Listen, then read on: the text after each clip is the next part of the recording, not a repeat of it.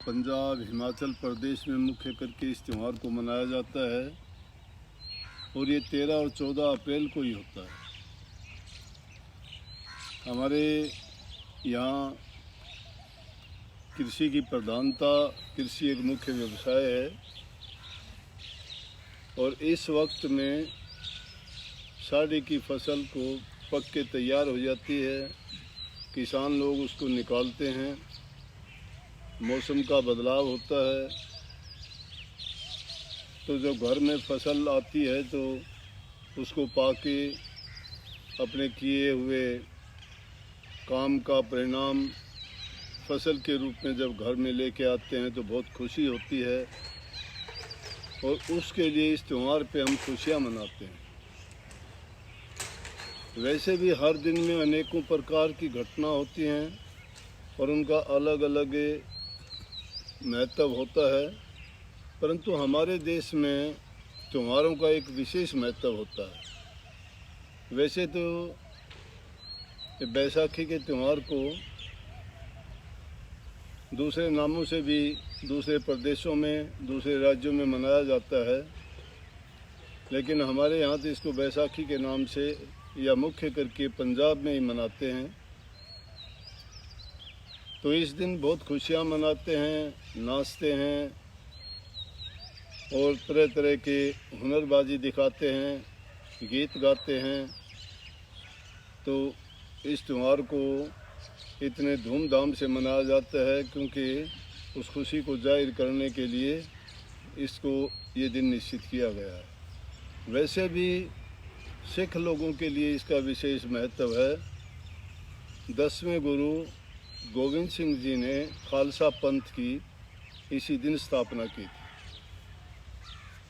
और महात्मा बुद्ध का जन्म भी शायद इसी दिन हुआ था। इसी दिन वो इस संसार से अलविदा हुए थे और इसी दिन उनको ज्ञान प्राप्त हुआ था। तो बैसाखी का ये दिन बहुत महत्व रखता है। गुरु गोविंद सिंह जी को बड़ा इसके लिए याद किया जाता है क्योंकि 5 प्यारों की परीक्षा इसी दिन लेके उन्होंने खालसा पंथ चलाया था। उनको सिंह नाम दिया गया और 5 ककार निश्चित किए गए थे। सिख के लिए ये कहा गया था कि तुम 5 चीज़ों को धारण करोगे: कच्छ, कंगा, कृपाण, केस और कड़ा। ये एक सच्चे सिख की, सच्चे सिंह की निशानी होंगी। हर समय वो इनको धारण करेंगे और गुरु गोविंद सिंह इस चीज़ के प्रतीक थे, साहस के, वीरता के, शौर्य के और दृढ़ निश्चय के। उन्होंने अपनी ज़िंदगी में कहा था कि चिड़ियों से मैं बाज लड़ाऊं, गिद्धड़ों को मैं शेर बनाऊं, 1.25 लाख से 1 लड़ाऊं, तब गुरु गोविंद सिंह नाम का। और उन्होंने सत्य करके भी दिखाया। मुट्ठी भर सिखों को लेके, सबको पता है मुग़लों के साथ मुग़लों ने बड़े अत्याचार किए, बड़े जुल्म किए, लेकिन जुल्मों के आगे, अत्याचार के आगे वो झुके नहीं। उन्होंने अपना हौसला, अपनी वीरता, अपना दृढ़ संकल्प हर जगह पे दिखाया और इतनी त्याग किया, बल्कि ऐसे अवसर भी आए। उनके 4 पुत्र थे, चारों पुत्र उनके भेंट चढ़ गए। उनके सेवकों ने यहाँ तक भी कहा कि उनके पुत्रों को बचाने के लिए कि आप और ये साहबजादे यहाँ से निकल जाओ। तो उन्होंने कहा मेरे सभी साहबजादे हैं, कौन से साहबजादों की बात करते हो। लेकिन और उनके बच्चे भी छोटी सी उम्र में उन्होंने भी वीरता दिखाई। तो उन ऐसी घटनाओं से हमें ये सबक और संदेश मिलता है कि आदमी विपत्ति के समय भी, विपरीत परिस्थितियों में भी, दुख की घड़ी में भी अगर हौसला करके लगा रहता है तो वो विजय पाता है, सम्मान पाता है और इतिहास उसको हमेशा के लिए याद रखता है। शरीर है, शरीर का अंत तो होना ही है, लेकिन इंसान अगर कायरता दिखाता है, बुज़दिली दिखाता है या अपने उद्देश्य से भटक जाता है तो उसका जीवन ना के बराबर रह जाता है। तो कभी भी नकारात्मक शक्तियों को जगह ना दें और अपने हौसले मजबूत रखें, और कैसे भी हालात गुजरे उससे आदमी संघर्ष करने के लिए तैयार रहे। 4 लड़के उन्होंने घुमाए। हम छोटी क्लास में थे, कविता आती थी, पढ़ते थे, तो उनके नाम थे इतना त्याग उनका कि उनके बच्चों को दीवारों में चुनवा दिया गया। पूरी तो याद नहीं, लेकिन थोड़े बहुत अंश मुझे याद है। उनमें कहते थे, गुरु गोविंद के बच्चे उम्र में थे अगर कच्चे, मगर थे सिंह के बच्चे, धर्म ईमान के सच्चे, जोरावर जोर से बोला, फतेह सिंह शोर से बोला, रखो ईंटे धरो ग्यारें, चुनो दीवारें, है त्योहारें, निकलती सांस बोलेगी, यही हमारी लाश बोलेगी। उन्होंने वीरता और त्याग की बात कही। 2 भाई जिनमें एक छोटा एक बड़ा दीवार में चुने जा रहे हैं। मुगलों द्वारा उनको दीवार में चुनते हैं तो बड़ा भाई कहता है कि छोटा है, ये मेरे से पहले दीवार में आ जाता है, इसलिए पहले मुझे चुन दो दीवार में, उस साइड की दीवार बाद में बनाना, क्योंकि मैं बड़ा हूँ तो पहले मेरा नंबर आना चाहिए। तो जोरावर जोर से बोलता है, फतेह सिंह शोर से बोलता है। कहता है कि कोई ऐसी बात नहीं है, ईंट लगाओ, गार लगाओ, दीवार में चिन दो हमें, लेकिन हमारी निकलती हुई सांस भी यही बोलेगी कि हम अपने देश के लिए, अपने सम्मान के लिए, मान के लिए कुर्बान हो जाना अच्छा समझते हैं, लेकिन किसी भी रूप में तुम्हारी अधीनता स्वीकार नहीं करेंगे। क्योंकि मुगलों का ये संकल्प था, वो कहते थे कि तुम या तो मुसलमान बन जाओ, हमारी शरण में आ जाओ, या हमारी अधीनता स्वीकार कर लो। तो गुरु गोविंद सिंह ने इनकार कर दिया था मानने से कि मैं किसी भी चीज़ को मानने के लिए तैयार नहीं हूँ। 40 सैनिकों को लेके चमकौर का युद्ध उन्होंने लड़ा था, और कितनी 10 लाख के करीब मुगल सेना ने उनका पीछा किया। तो नदी को पार करते हुए कितने लोग, 30 लोगों ने रोक लिया, और कुछ ही लोग जो है नदी के दूसरे पार पहुंच पाए थे। और वहां जाने के बाद भी वो 40-50 आदमी दूसरी तरफ जो गए थे, उन्होंने ही पूरी सेना को वहां पर रोके रखा। तो चमकौर का युद्ध उनके जीवन की वो घटना है। वहां से भी जब गुरु गोविंद सिंह बच के अकेले निकले थे और सिख लोग, उनके हाथ कुछ नहीं आया था, गुरु गोविंद सिंह को पकड़ नहीं पाए। हमें ऐसी ऐसी घटनाएं जब सुनते हैं हमारे देश के उन वीर बहादुरों की, महापुरुषों की, उनमें दोनों प्रकार से संत भी थे, सिपाही भी थे, देशभक्त थे, राजनीतिज्ञ थे। जिस क्षेत्र का भी उन्होंने काम किया उसमें डट के उन्होंने पूर्ण संजीदगी से, पूरी योग्यता के साथ, बड़ी चतुराई से और बड़ा निडरता से काम किया। इंसान के लिए सबक है कि जहाँ कहीं भी, जिस क्षेत्र में भी वो काम करता है, उसी प्रकार से अपने हौसले को जो बनाए रखता है, चाहे हालात कुछ भी हो, लेकिन हौसला जो नहीं खोता है तो आखिर उसके लिए कोई ना कोई रास्ता परमात्मा निकाल देता है। आखिर में इंसान को ठहरना तो एक ही चीज़ पर पड़ता है, क्योंकि हम सभी उसी के बनाए हुए उस प्रभु शक्ति के आगे अधीन हैं, और उसी पर हमें यकीन, विश्वास और श्रद्धा रख के सारे काम करने चाहिए। अगर हमारा उसमें विश्वास नहीं है तो क्या है कि हम वो कुछ होने से पहले ही बिखर जाएंगे। लेकिन अगर उनका सहारा ले लेते हैं तो गुप्त शक्ति हमारे पास आके हमारे विचारों में, ख्यालात में हमें वो शक्ति देगी, वो प्रेरणा देगी कि जिसके कारण हमारी हिम्मत बढ़ी रहेगी और हम किसी भी प्रकार से ऐसे हालात से निकलने में बड़े सक्षम रहेंगे।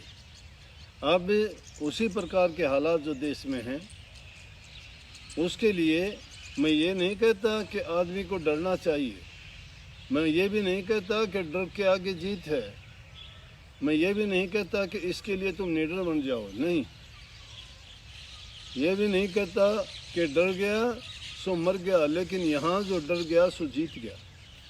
यहाँ पे डरने की ज़रूरत है, क्योंकि जो चीज़ हमें साफ दिखाई देती है कि अगर उसकी लापरवाही करेंगे, जो अनजान चीज़ है जिसके बारे में, जिसकी ताकत का हमें पता नहीं है, जिसका कोई इलाज और उसका मुकाबला करने के लिए हमारे पास कोई शक्ति नहीं है कि हम कौन सी शक्ति से उसका मुकाबला करें, और जो शक्ति है उसके लिए हमने पहले ही बोल दिया कि वो करने के काम जो हैं उनसे डर के रहना है। डर के रहोगे तो बच जाओगे। अगर निडरता के साथ कहोगे कि हाँ ये रोग हमारा क्या कर लेगा, ये बीमारी क्या कर लेगी, ऐसे ही कहते हैं, तो क्या होगा कि वो लापरवाही होगी तो कहीं ना कहीं से हमें वो रोग लग जाएगा जिसका फिर इलाज बड़ा कठिन है। इसलिए जो हालात के अनुसार हमारी बुद्धि विवेक से भी हमें काम लेना चाहिए। जहाँ सोच के अगर कोई काम करेंगे तो उसमें ज़्यादा नुकसान नहीं उठाना पड़ता, और उसमें ज़रूरी है कि हमारे पूर्व बड़ों की, महापुरुषों की और जो जानकार हैं उनकी सलाह को मानना बहुत ज़रूरी है। क्योंकि कोई भी हमें अगर कोई शिक्षा उपदेश करता है तो उसमें उनका निजी स्वार्थ नहीं, बल्कि वो हमारे हित की बात करते हैं, और जिसमें सबके हित की बात हो वो इंसान को मान भी लेनी चाहिए। सबके हित में अगर हमारा कुछ थोड़ा बहुत हमें अपनी आज़ादी छोड़नी पड़ती है, हमारे सुख त्यागने पड़ते हैं, तो कोई बात नहीं। दूसरे की भलाई के लिए, दूसरे की मदद करने के लिए अगर हमें कष्ट भी हो जाता है तो वो कष्ट नहीं रहता, बल्कि उसका परिणाम बड़ा सुखद होता है। हमारे मन में और हमारे आत्मा में उसकी बड़ी हमें शांति मिलती है कि हमने नेक काम किया, और नेकी करना ही सबसे उत्तम कार्य है। इंसान का चोला पाके जिसने कभी किसी की भलाई नहीं की, पुण्य का काम नहीं किया, दान नहीं किया, दुखी गरीब की सहायता नहीं की, तो उसका जीवन क्या जीना है।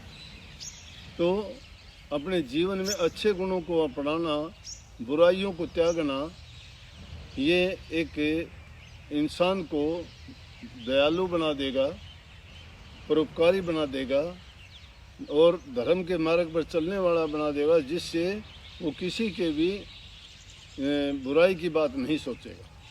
अपने मन के अंदर अच्छे संकल्प उठाओ, दीन गरीब दुखी इंसान की हमेशा मदद करने के लिए तैयार रहो। कोई भी किसी प्रकार की बुराई में अपने मन को, विचार को, ख्यालात को ना लगाओ, क्योंकि एक बार जो हम जैसा सोचना शुरू कर देंगे उसी प्रकार की हमें आदत पड़ जाएगी। अगर हमने अच्छा करने की आदत डाल ली है तो नेक इंसान बन जाएंगे। नेकी करने की हमें मन में हमेशा चाह रहेगी।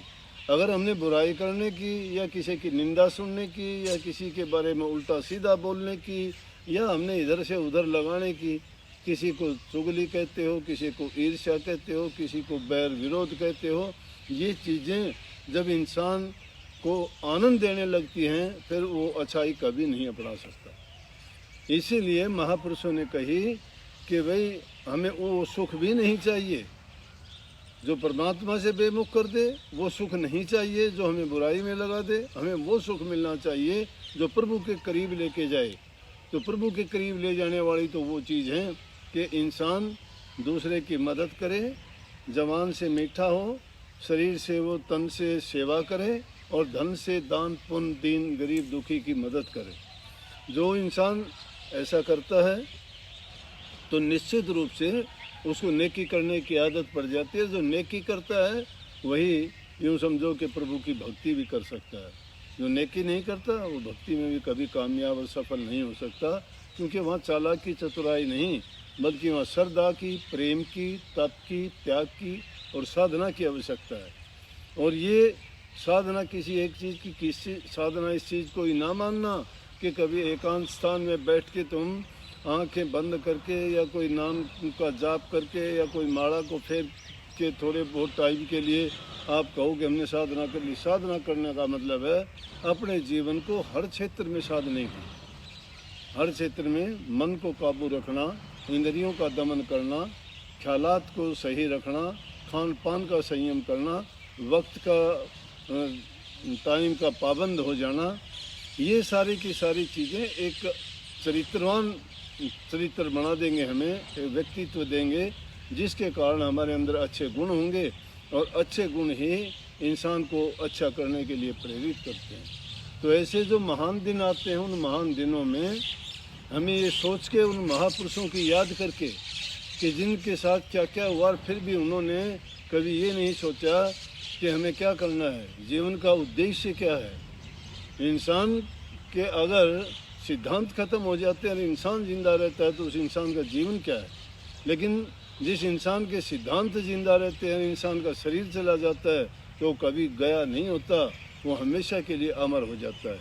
जिन लोगों ने अपने सिद्धांतों को कायम रखा, आज बापू गांधी को, चंद्रशेखर आज़ाद को, भगत सिंह को, सुभाष चंद्र बोस को, जिन्होंने त्याग किया देश के लिए, आज़ादी के लिए, और जिन्होंने अपने जो कार्य उन्होंने हाथ में लिया उसमें पूरे और खरे उतरे, तो उन्होंने अपने सिद्धांत नहीं बदले।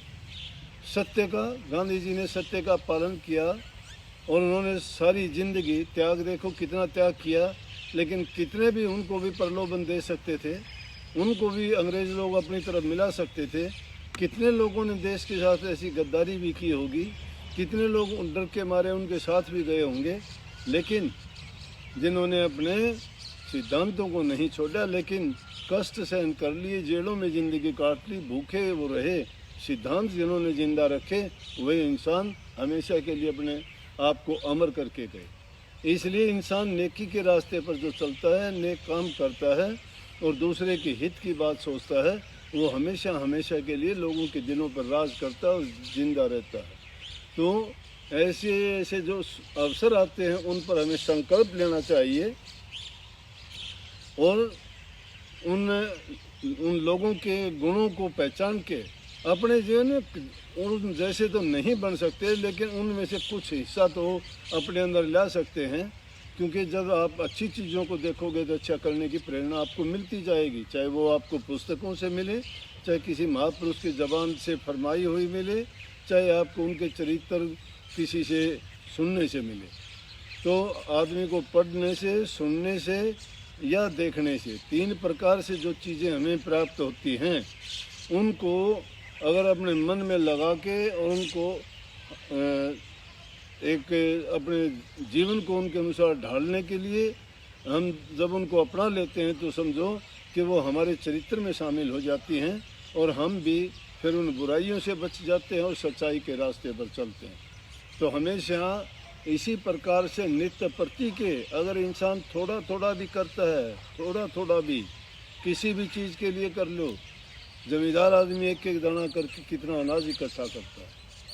छोटे छोटे पक्षी भी अपना चुगा एक एक दाना उठा के कीड़ी को देखा करो कि वो लेके जाते हैं, कितना अनाज उठा लेती हैं और कहाँ ले जाके जमा कर लेती हैं, एक एक दाना ही लेके जाती हैं वो। इसलिए नित्य बड़ी होती है। नित्य के इंसान थोड़ा थोड़ा भी अच्छा गुण अगर अपनाना शुरू कर दे तो एक दिन वो गुणों का भंडार बन जाएगा और फिर वो जब भी उसमें कुछ करने का अवसर आएगा, कुछ अपना दिखाने का उसको टाइम मिलेगा, तो उससे हमेशा ही वो अच्छे गुण ही बाहर आएंगे और उसके जीवन में उसके पास करने के लिए अच्छा ही अच्छा होगा। इसलिए हमेशा अच्छा करो, अच्छा करने की सोचा करो। जब अच्छा करने की सोचोगे तो मालिक तुम्हें शक्ति देगा और आपको अच्छा करने के लिए हमेशा आपके अंग संग्रह के आपके काम को संपूर्ण करवाएगा। तो आपको बहुत बहुत आशीर्वाद, एक बार पुनः इस अवसर की बहुत बहुत बधाई। लेकिन इस बात के लिए पश्चाताप है कि संगत शायद सोचती होगी कि आज के दिन सत्संग होना था, लेकिन जो मालिक को मंजूर होता है वही होता है, हमारे सोचने से कुछ नहीं होता। लेकिन हाँ, इतना ज़रूर है, ये भी जो हुआ है ये अच्छा हुआ है, क्योंकि मालिक कभी गलत नहीं करता है, वो जो भी करता है अच्छा करता है और हमें मानना भी यही चाहिए। ये भी अच्छा ही हुआ है, क्योंकि जो हालात हम देखते हैं उसको देख के ये लगता है तो कोई बुराई नहीं, ये हमारी जीत है, हमारे संयम की परीक्षा है, ये हमारा धैर्य परखा जा रहा है। और मुझे खुशी है कि सब सत्संगियों से मुझे अच्छे संदेश मिलते हैं कि वो सभी नियमों का पालन करते हैं और उनसे मिलने वालों के लिए भी उनको प्रेरित करते हैं। दूसरे दुखी जीव हैं उनकी सहायता और मदद करते हैं। जिसको भोजन नहीं मिलता उनको भोजन देते हैं और जिनको धन की भी आवश्यकता है तो उससे भी उनकी सहायता करते हैं। जब भी ज़रूरत पड़ती है तो ब्लड डोनेट करने के लिए भी सेवादार हमेशा तैयार रहते हैं। अभी पिछले ही दिनों ज़रूरत थी तो 20 यूनिट की ज़रूरत थी। सेवकों ने उसी टाइम एक ही संदेश छोटा सा गया था और हज़ारों देने के लिए तैयार हो गए थे। ये बात है जब ये सच्ची भक्ति कही जा सकती है, जब इंसान अपना सुख त्याग के दूसरे की मदद करने के लिए हमेशा तत्पर रहता है, वही सच्चा प्रभु का भगत है। और वही एक कटु सत्य भी है कि उसने अपने जीवन को संवार लिया है, अच्छा बना लिया है और वो इस योग्य है कि प्रभु की भक्ति करता है। और तो वो बधाई के पात्र हैं ऐसे जीव जो दूसरों की मदद करने के लिए तैयार रहते हैं। आगे से भी मैं आपसे यही आशा करूंगा कि आप दूसरे लोगों के लिए एक उदाहरण बने, एक प्रेरणा स्रोत बने और दूसरे लोगों को भी ये दिखाएं कि अच्छे मार्ग पर चल के हम दूसरों को किस प्रकार से सुखी जीवन दे सकते हैं। सबको आशीर्वाद। राधा स्वामी।